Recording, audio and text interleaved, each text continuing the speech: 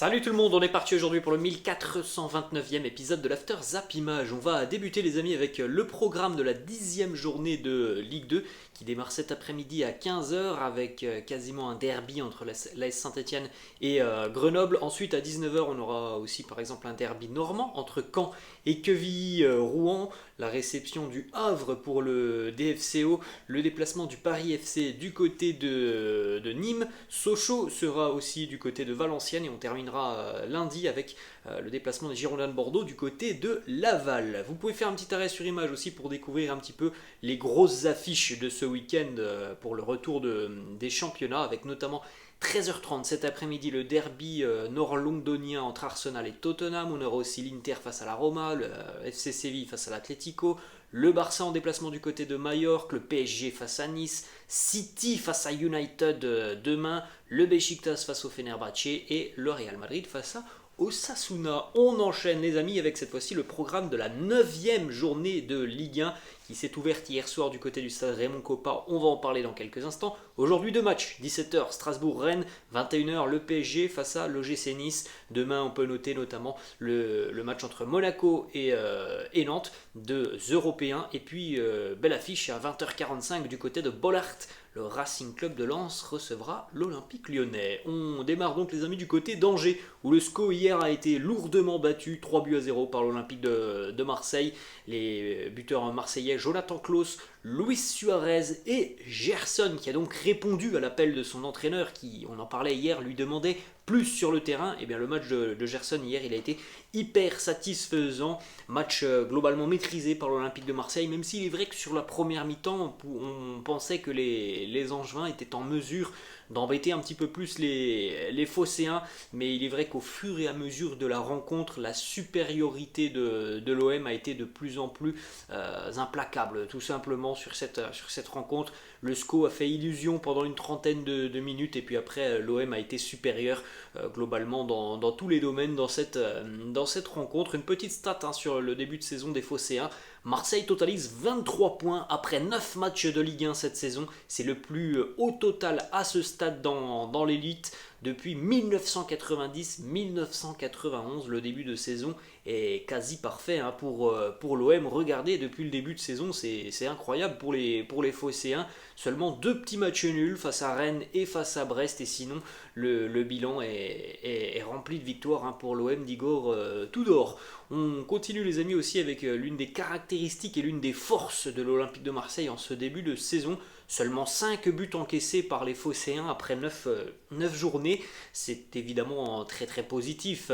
Quand tu n'encaisses pas de but, tu as évidemment beaucoup plus de chances de gagner un match de football. Et là, les stats sont impressionnantes. C'est un but quasiment tous les deux matchs pour l'OM. Donc évidemment, ça permet tout simplement d'obtenir des résultats. Le fait de ne pas encaisser de but, il y a une certaine stabilité et une certaine osmose qui se dégage de ce 11 Phocéen qui est très difficile à manœuvrer. 5 buts encaissés après 9 matchs de championnat, c'est le deuxième plus faible total de l'histoire de l'Olympique de Marseille, derrière 1986-1987, quasiment 35 ans. L'OM à l'époque avait encaissé 4 buts après seulement 9 journées de championnat. On continue les amis avec l'énorme prestation de Jonathan Klaus. Hier, Jonathan Klaus, après son passage avec l'équipe de France, de retour hier donc sur les terrains, buteur pour le but de l'ouverture du score et aussi double passeur décisif. Jonathan Klaus hier, regardez cette stat monstrueuse. Depuis le début de la saison dernière, Jonathan Klaus est le défenseur piston, latéral on va dire ça comme ça, le plus décisif dans le top 5 européen.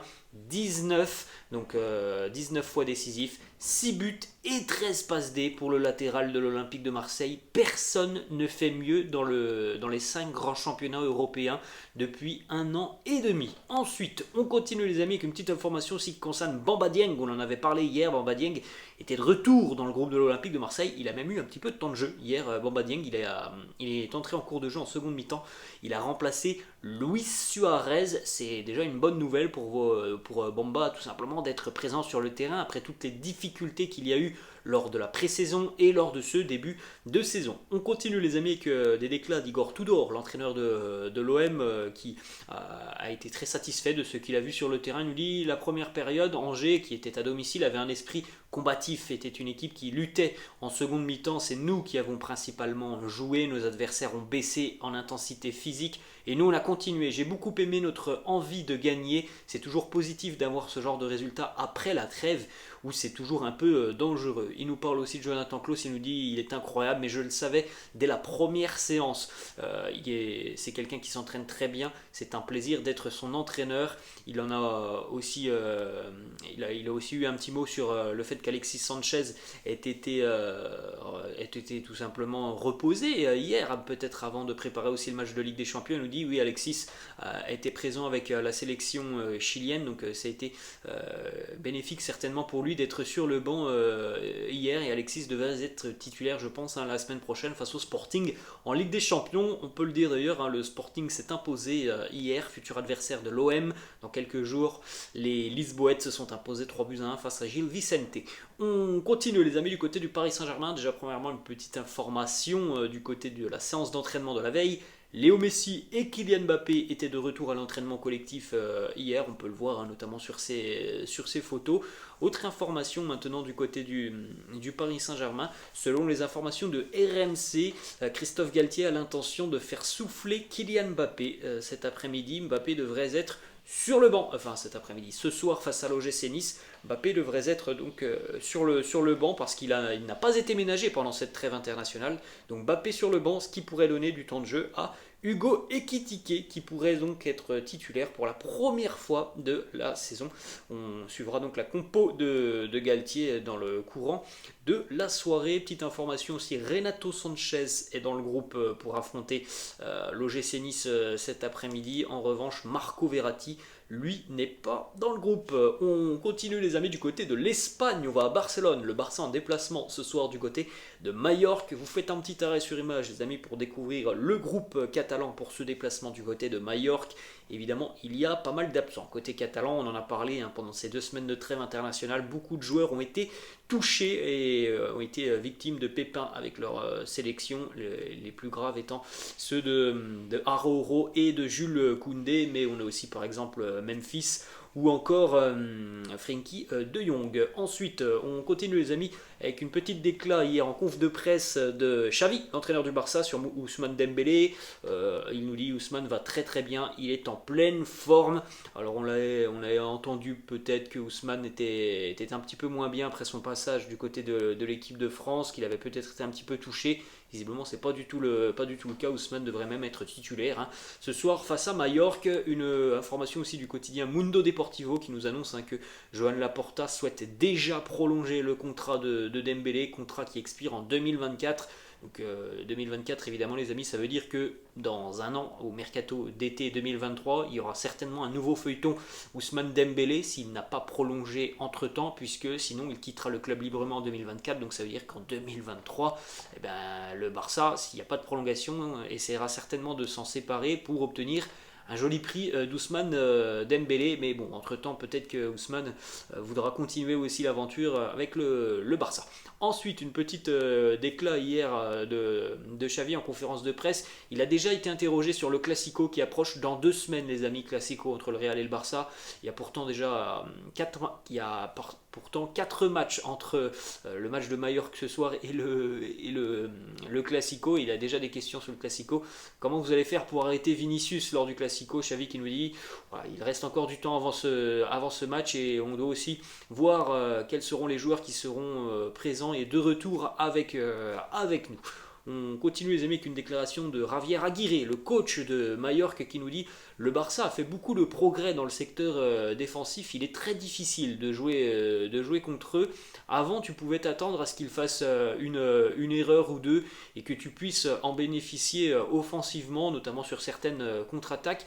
Maintenant ils sont beaucoup plus concentrés défensivement, ils se sont améliorés tout simplement. Bon, on connaît les stats les amis du Barça depuis le début de saison. Meilleure défense de Liga, tout simplement les Catalans. Et puis après, bon, le secteur offensif du Barça, hein, comme d'habitude, c'est très prolifique. Ensuite, autre résultat hier en Liga. Les Basques de l'Athletic Bilbao se sont imposés 4-0 à domicile face à Almeria. A noter un but d'Iñaki, un but aussi pour Nico Williams et puis un but aussi pour Sunset.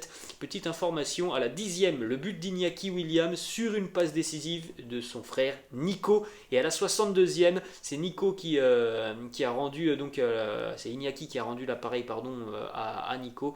But de Nico sur une passe d'Iñaki Williams. Les deux frères qui se sont offerts donc 2 buts hier lors de cette rencontre entre Bilbao et Almeria. On enchaîne les amis du côté de l'Angleterre, jour de derby aujourd'hui, 13h30 hein, les amis pour le derby du nord de Londres entre Arsenal et Tottenham. En plus de ça, on a deux équipes qui franchement jouent très bien depuis le début d'année, ont des résultats, donc c'est super d'avoir ce derby avec deux équipes qui sont vraiment assez proches sur le terrain, parce que parfois sur les années précédentes on pouvait avoir souvent Tottenham qui était largement au-dessus des Spurs, des Gunners. Là franchement on a deux équipes qui font un début de saison exceptionnel, donc le derby à 13h30 cet après-midi, il va valoir le détour. Petite déclat de Mikel Arteta sur ce derby, il nous dit: je pense que vous devez vous sentir attaché au club, avoir ce sentiment, et ensuite vous comprenez l'histoire des derbys. Je pense que c'est une ville très spéciale, c'est un pays vraiment spécial.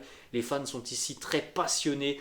Évidemment, hein, les Gunners sont attendus de pied ferme par leurs supporters cet après-midi pour continuer leur très très bon début de saison face à leur rival de toujours. Ensuite, une déclat de Jürgen Klopp du côté de Liverpool. Jürgen Klopp qui est venu pour défendre un petit peu Trent Alexander-Arnold. Il nous dit: je vois Alexander-Arnold différemment. Il y a des histoires selon lesquelles il n'est pas un bon défenseur. Mais ce n'est pas vrai, c'est un bon défenseur, il ne défend pas toujours bien, c'est vrai, mais c'est un jeune joueur, il a 23 ans et on y travaille.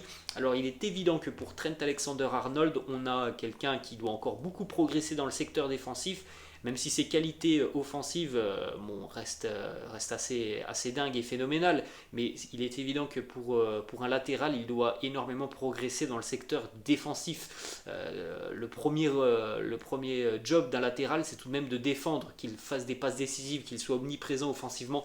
C'est très bien, c'est un plus, mais le premier job, et ça faut pas l'oublier d'un latéral, c'est tout de même de défendre. On continue les amis avec quelques informations autour du derby demain entre Manchester United et Manchester City. Premièrement, une déclat de Guardiola sur le défenseur de Manchester United, Martinez. Il nous dit: ce n'est pas la première fois qu'il joue contre des attaquants qui sont plus grands. L'important c'est d'être intelligent et courageux. Erling est plus grand, c'est sûr, mais on verra ce qui se passe. Guardiola a fait l'éloge de Martinez. Il a dit que voilà, malgré sa petite taille, c'était quelqu'un qui était très très courageux, qui allait au contact et qui avait aussi un sens de l'anticipation très poussé.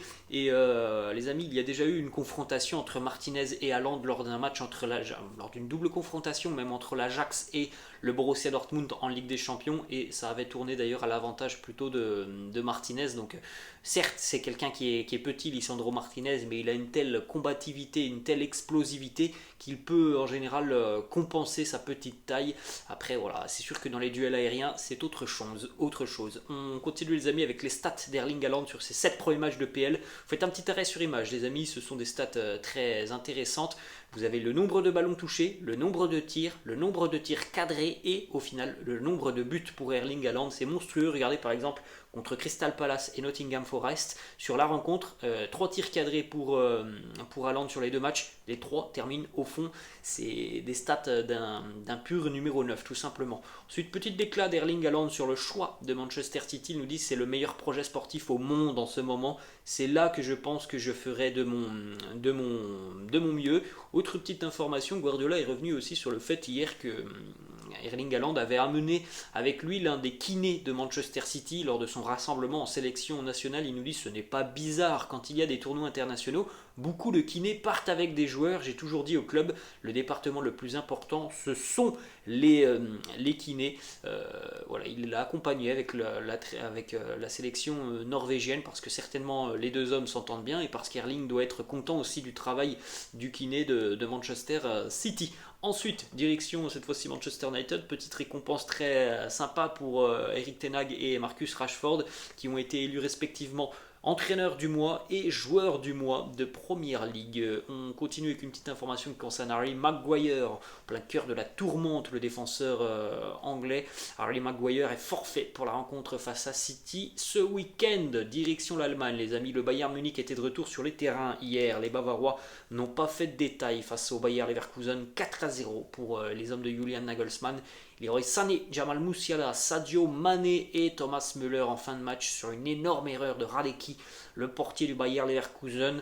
C'est une victoire qui fait du bien au Bayern parce que le contenu a été très positif, parce que l'efficacité était là. Donc voilà, le message a été bien compris par tout le monde. Le message a été appliqué sur le terrain. Le Bayern revient avec une grosse envie après cette trêve internationale et après des matchs de championnat qui ont été compliqués avant la trêve. Petite stat sur Jamal Musiala hier. Jamal Musiala, donc en première mi-temps, c'est un but, 2 passes décisives sur cette rencontre. Il est énorme, il a pris une dimension tellement folle depuis quelques semaines maintenant. Jamal Musiala, à l'âge de 19 ans cette saison, c'est 670 minutes, 7 buts, 5 passes décisives. Il est impliqué directement sur 12 buts du Bayern. Déclaration de Julian Nagelsmann qui nous dit une victoire est toujours importante, mais aujourd'hui elle était très importante au regard des derniers résultats que nous avons eus en championnat.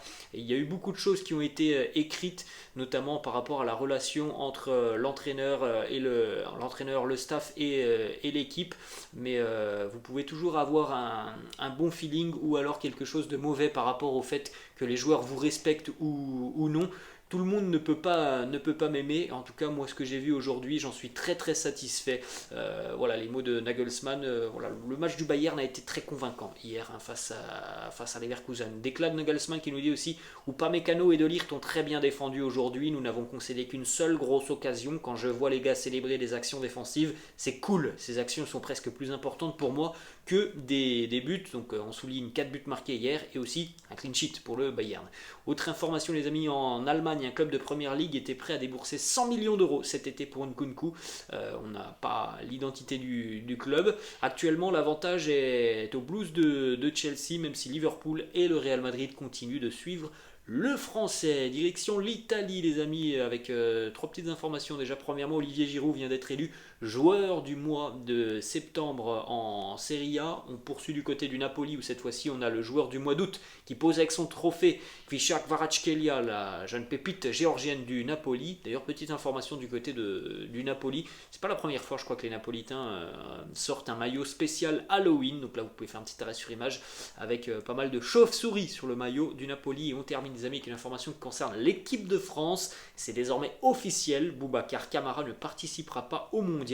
Aston Villa a communiqué hier sur la blessure du français, victime d'un problème au niveau des ligaments du genou. Il est forfait pour le mondial, Boubacar Kamara. Voilà les amis, la fin de cette vidéo. J'espère que ça vous a plu. N'hésitez pas comme d'habitude à lâcher un petit pouce bleu. N'hésitez pas non plus à vous abonner à la chaîne. Je vous laisse, je vous dis à la prochaine. Ciao.